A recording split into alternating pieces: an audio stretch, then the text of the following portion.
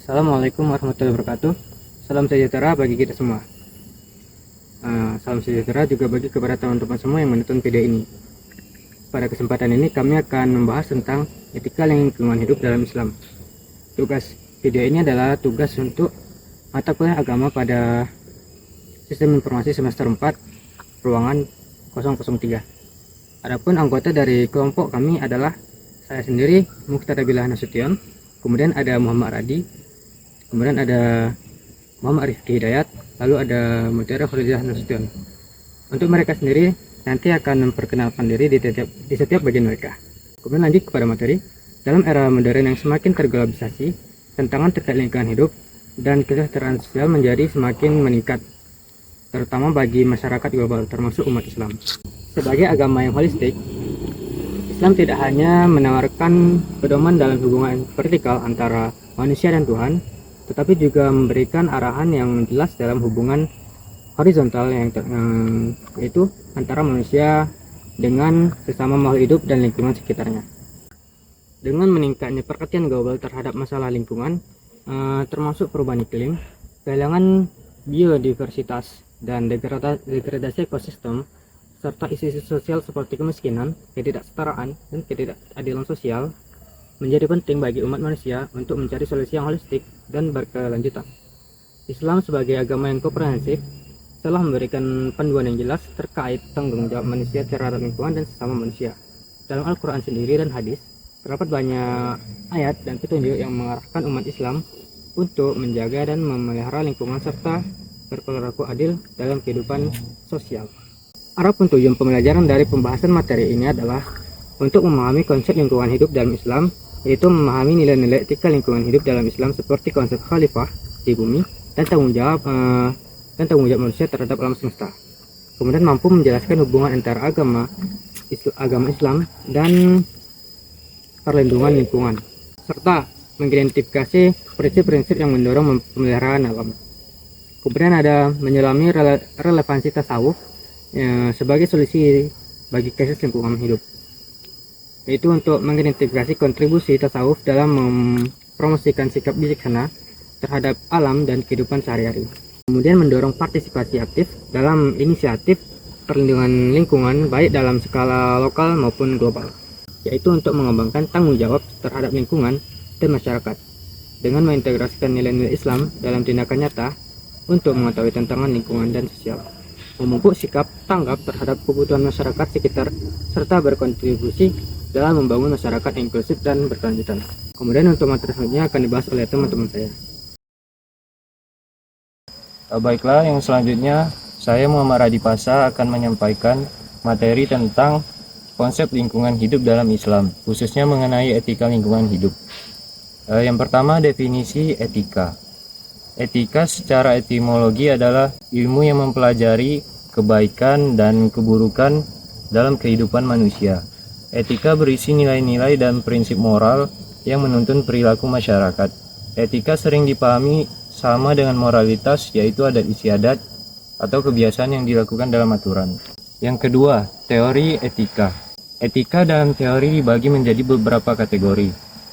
Yang pertama ada etika deontologi. Etika deontologi itu adalah menilai suatu tindakan berdasarkan kewajiban dan norma. Lalu ada etika teleologi. Itu adalah etika yang menilai suatu tindakan berdasarkan tujuan atau akibat. Dan yang ketiga, etika keutamaan. Itu adalah etika yang menekankan pengembangan karakter moral individu. Baiklah, bagian yang ketiga adalah etika lingkungan hidup. Etika lingkungan hidup adalah kritik atas etika tradisional dan terbatas pada komunitas manusia. Etika ini merefleksikan apa yang harus dan tidak boleh dilakukan terkait isu lingkungan. Etika ini meliputi relasi antar manusia, manusia dan alam, dan semua kehidupan di alam semesta. Etika ini mengajarkan bagaimana manusia seharusnya hidup dan bertindak secara bertanggung jawab terhadap alam semesta dan semua kehidupan di dalamnya. Baiklah, poin yang keempat itu adalah poin teori etika lingkungan hidup. Teori etika lingkungan hidup meliputi ada 4, yaitu yang pertama, antroposentrisme. Itu adalah menempatkan manusia sebagai pusat alam semesta dengan nilai dan harga diri yang lebih tinggi dibandingkan makhluk lain. Meskipun manusia memiliki kewajiban moral terhadap alam, Teori ini sering dikritik karena eksploitatif dan merusak alam untuk kepentingan sendiri. Lalu yang kedua, ada biosentrisme. Biosentrisme itu adalah bertolak belakang dengan antroposentrisme yang pertama tadi. Teori ini memandang semua kehidupan memiliki nilai dan berharga, sehingga memperluas cakupan etika moral ke semua makhluk hidup. Biosentrisme ini menekankan rasa hormat terhadap kehidupan dan interdependensi antar spesies. Yang ketiga, ada ekosentrisme, memfokuskan pada komunitas ekologis yang meliputi seluruh makhluk hidup dan benda mati.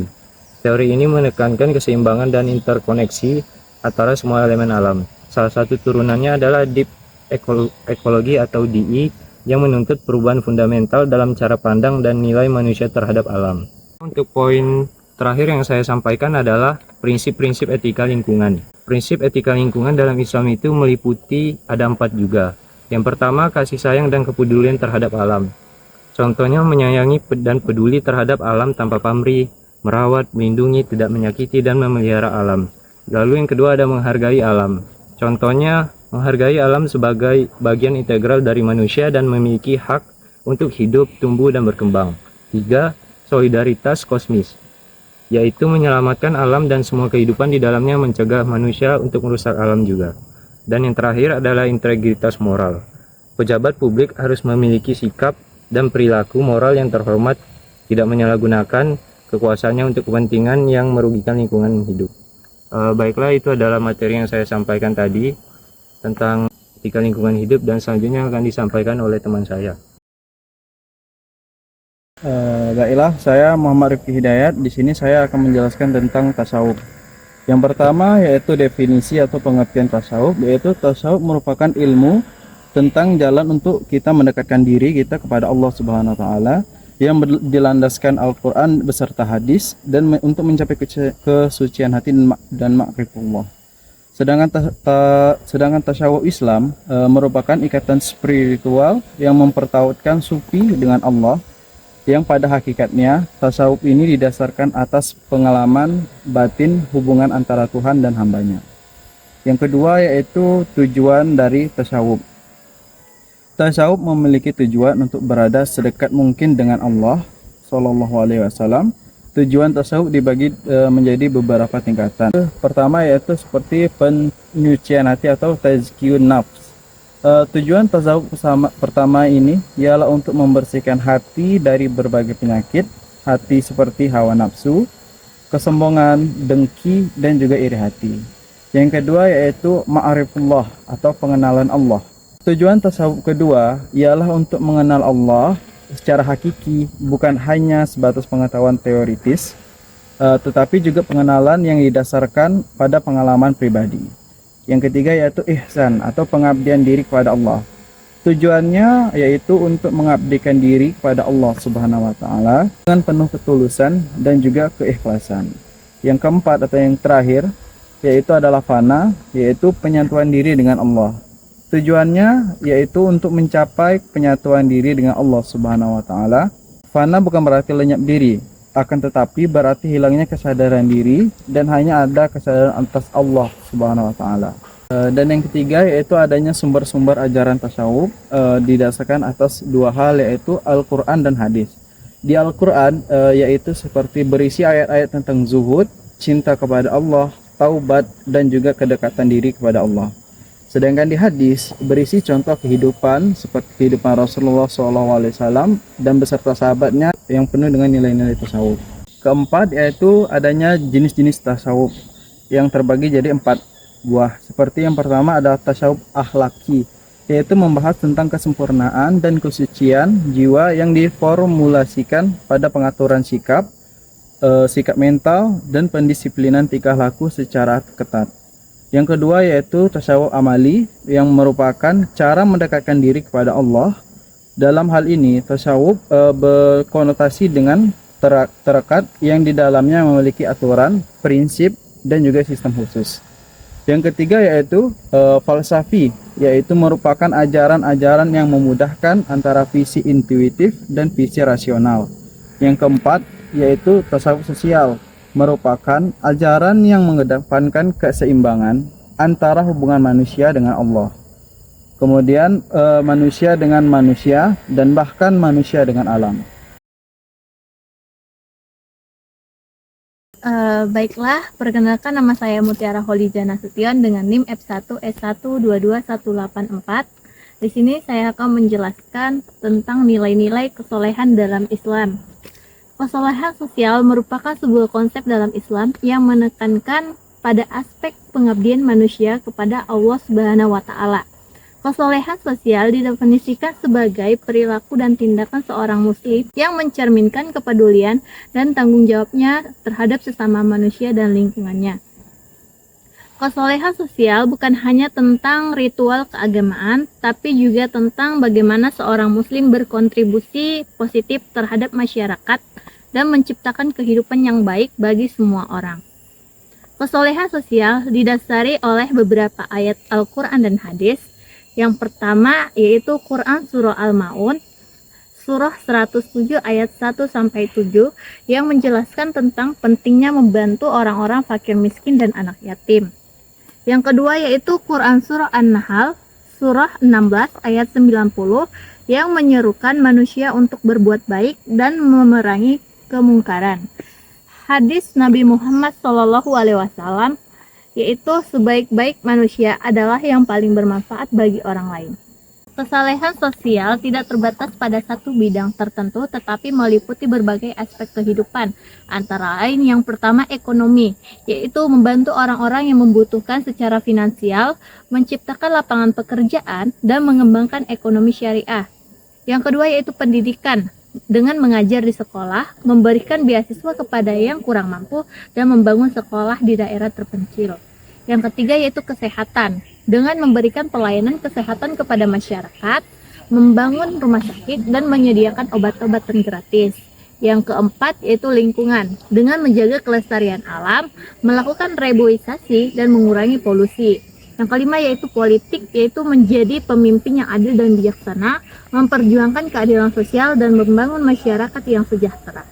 Selanjutnya beberapa indikator yang menunjukkan bahwa seseorang memiliki kesalehan sosial. Yang pertama, peduli terhadap sesama, yaitu memiliki rasa empati dan simpati terhadap orang lain yang membutuhkan. Yang kedua, suka membantu, yaitu siap sedia membantu orang yang kesusahan. Yang ketiga, bersikap dermawan, memberikan sebagian hartanya untuk membantu orang lain. Yang keempat yaitu berakhlak mulia, memiliki sifat-sifat terpuji seperti jujur, adil, dan amanah. Yang kelima yaitu berperan aktif dalam masyarakat dengan berpartisipasi dalam kegiatan sosial dan kemasyarakat.